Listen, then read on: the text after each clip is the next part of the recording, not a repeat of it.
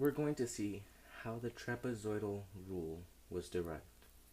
So the rule is the integral from a to b of f of x with respect to x is approximately equal to b minus a over 2n times f of x0 plus 2f of x1, so on and so forth, until you get to 2f of x n minus 1 plus f of x of n. So how did we get this formula? Well, let's see. The idea is to use n trapezoids. As we can see, we have our function f and our x-axis. We're finding the area from A to B. In the development of this method, assume that f is continuous and positive on the interval a to b, so that the definite integral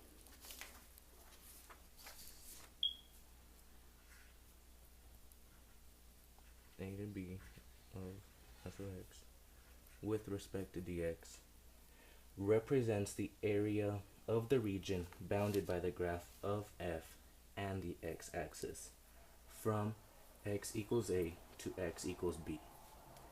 So in other words, we're going to assume that f is continuous and positive, so that this can give us the area bounded by the function f and the x-axis. We're going to partition the interval a to b into n sub-intervals, so each width will be equal to delta x b minus a over n. We did this because the distance between a to b divided by the number of trapezoids gives us the width of each trapezoid. We're doing this such that a will equal to x0 will be less than x1 will be less than x2, so on and so forth, less than x of n. Then form a trapezoid for each sub-interval. Then we form a trapezoid for each sub-interval. So the idea is this. This is x to the I minus nth, x to the I. The height of this is f of x to the I. The height of this is f of xi minus n. So the area of a trapezoid is equal to base 1 plus base 2 over 2 times the height. Therefore, so the area of the ith trapezoid will be equal to f of x minus 1 plus f of xi over 2 times b minus a over n. This implies that the sum of the areas of the n trapezoids is equal to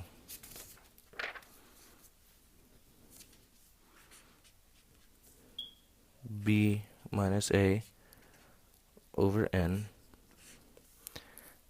times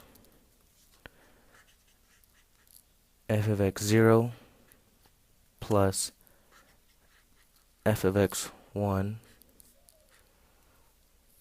over 2 plus so on and so forth until you get f of x minus 1 plus f of xn over 2. This is with you have more trapezoids. Now you can factor out a half out of this. So area is equal to 1/2 b minus a over n times f of x0 plus f of x1, so on and so forth, until you get f of xn minus 1 plus f of xn. Then we distribute the 1/2 to the b minus a. So we get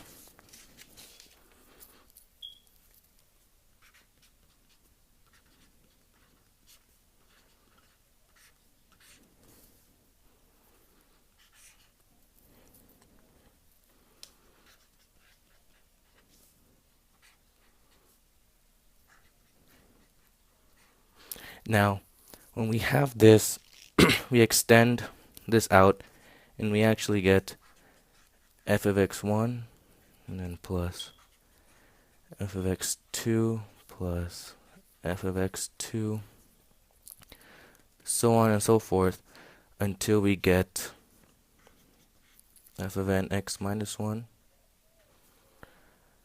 plus f of x to the n.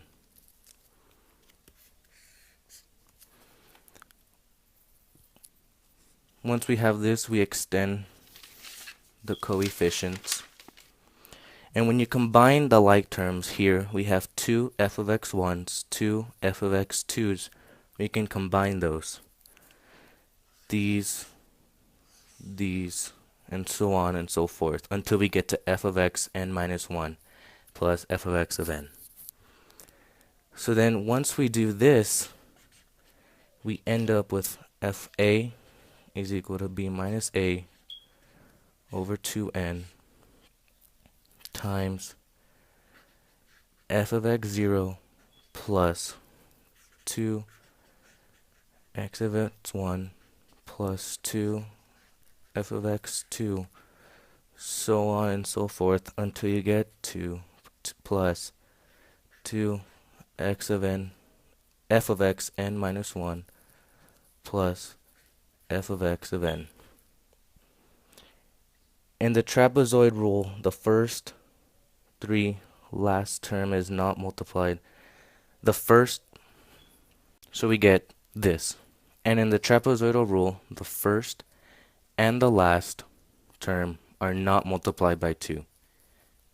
Since over here we can see there was 2 of x, f of x1, 2 f of x2, so on and so forth. But f of x0 and f of x of n do not get multiplied by 2. Now that we know how we derived our formula, let's do an example. We're going to use a function that does not have an antiderivative. We're going to use sine of x squared. But let's get our information first to plug into our formula. First, we're going to see how many triangles, how many trapezoids we're going to be using.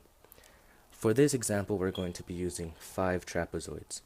So we'll let n equal 5. We'll be using, the function will be sine of x squared, so we'll let f of x equal sine of x squared. Now that we have information, we can plug it into our formula. One thing I forgot to mention was our interval, was to set our interval. For this example, we'll be finding the area from 0 to 1. So we'll let a equal 0 and b equal 1. So now let's plug in our information. We have the integral from 0 to 1 of sine of x squared with respect to x approximately equal to 1 minus 0 over 2 times 5 times. Now, we look over here, our first one is going to be f of x0. F of x0 is always the first one. Our first one is a is equal to 0. So we're going to have sine of 0 squared. So now how are we going to get f of x1, f of x2, and so on and so forth? Well, our interval is from 0 to 1. We divided that interval into 5 trapezoids. So we just divide from 0 to 1 into 5. So then we get plus 2 sine of 1/5 squared plus 2 sine 2/5 squared plus 2 sine 3/5 squared plus 2 sine 4/5 squared. And then our last one is just f of x, so sine of 1 squared. Now let's begin simplifying this.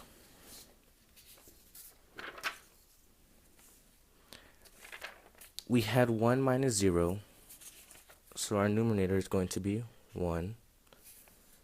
We had 2 times 5, so our denominator is going to be 10. We had sine of 0 squared. 0 squared is 0, so we're going to have sine of 0 plus 2 sine. And when we square a fraction, we just square the top and the bottom. So we get 1 over 25, and so on.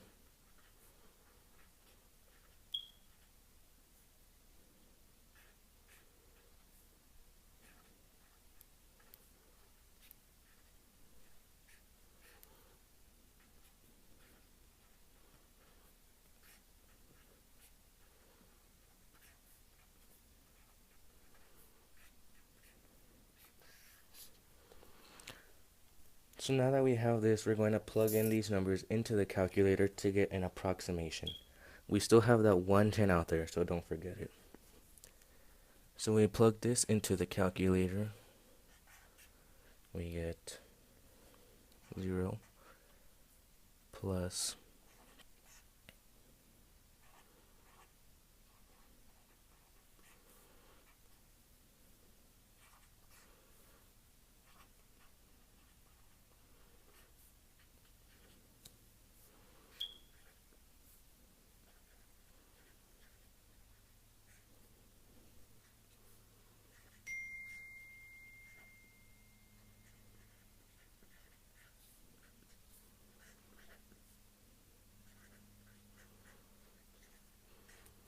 So now that we have this, let's distribute that 2 to each of its decimals. So we get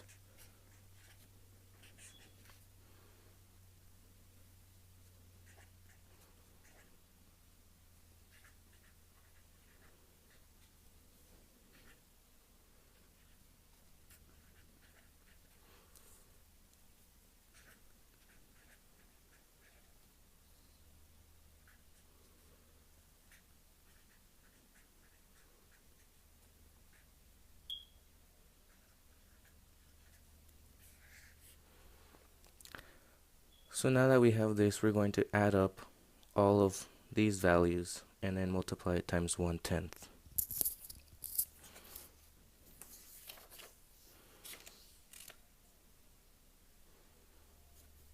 So then we do that, we get 1/10 equal to 3.9804. We're just going to multiply 1/10 by 3.9804. Now remember, multiplying by 1/10 is the same as dividing by 10. When we divide by 10, we just move the decimal once over to the left. So when we do this, we just move the decimal from here to here. So we get our answer is 0.39804. So the approximate area under the function f of x sine of x squared from 0 to 1 with 5 trapezoids is approximately equal to 0.39804. So we can write the integral from 0 to 1 of sine x squared with respect to x is approximately equal to 0.39804.